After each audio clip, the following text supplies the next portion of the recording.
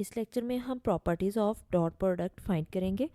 तो देखते हैं इसके लिए क्वेश्चन हमें दिया गया है। यहाँ पे देखें कि ये ए का डॉट प्रोडक्ट है बी क्रॉस सी के साथ, फिर बी का dot product C cross A के साथ, और सी का dot product A cross B के साथ।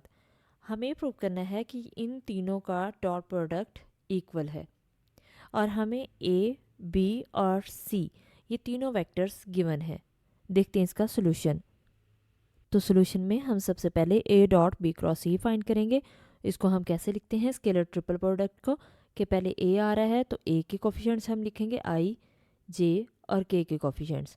फिर बी आ रहा है तो हम बी के कोफिशिएंट्स लिखेंगे, ये आई का कोफिशिएंट, जे का और के का कोफिशिएंट।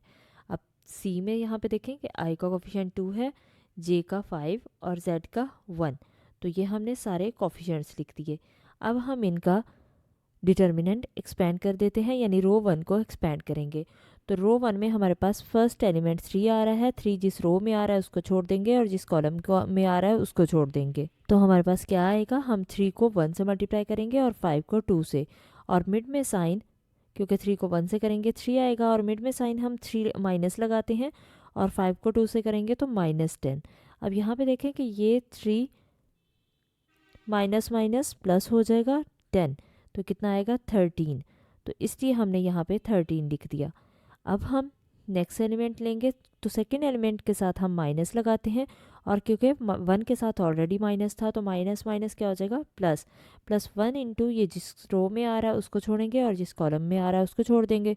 4 को 1 से करेंगे तो 4, 2 को 2 से करेंगे तो 4, और 4 + 4 कितना हो जाएगा 8।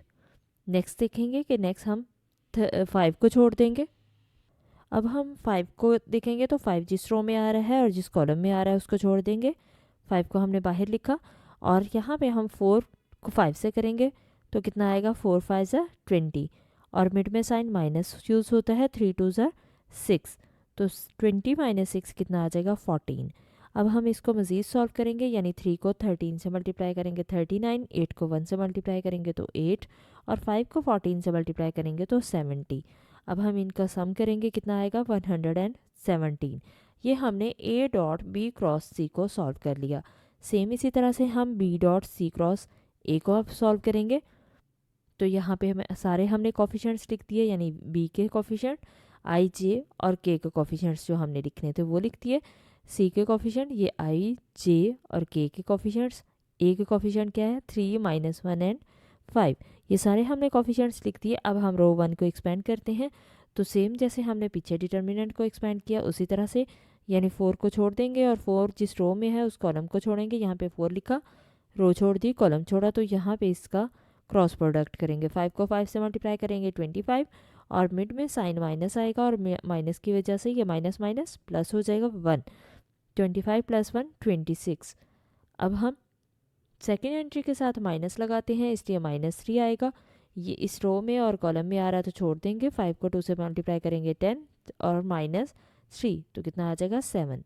अब हम थर्ड एंट्री लिखेंगे जो कि -2 होगी, तो -2 इंटू ये जिस रो में है जिस कॉलम में है उसको छोड़ देंगे, इसको इससे मल्टीप्लाई, इसको इससे मल्टीप्लाई करने के बाद हम इसको मज़ीद सॉल्व करेंगे, तो 117 हमारे पास इसका फाइनल आंसर आ जाएगा।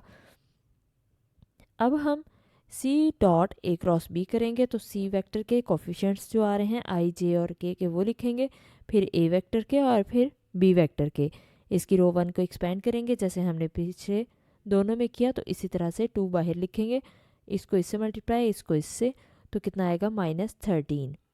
अब नेक्स्ट सीखें, इसी तरह से -5 आएगा, इसको सॉल्व करेंगे तो -26 और +1 लास्ट एंट्री, और इसको सॉल्व करके 13। हम इसको मज़ीद सॉल्व करेंगे, यानी 2 को -13 से मल्टीप्लाई करेंगे, 5 को -26 से, और 1 को 13 से, और सॉल्व करने के बाद हमारे पास आंसर क्या आया 117।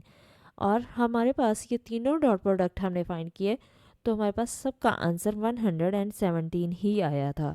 इसका मतलब ये तीनों आपस में क्या है इक्वल हैं, और यही हमें प्रूव करना था।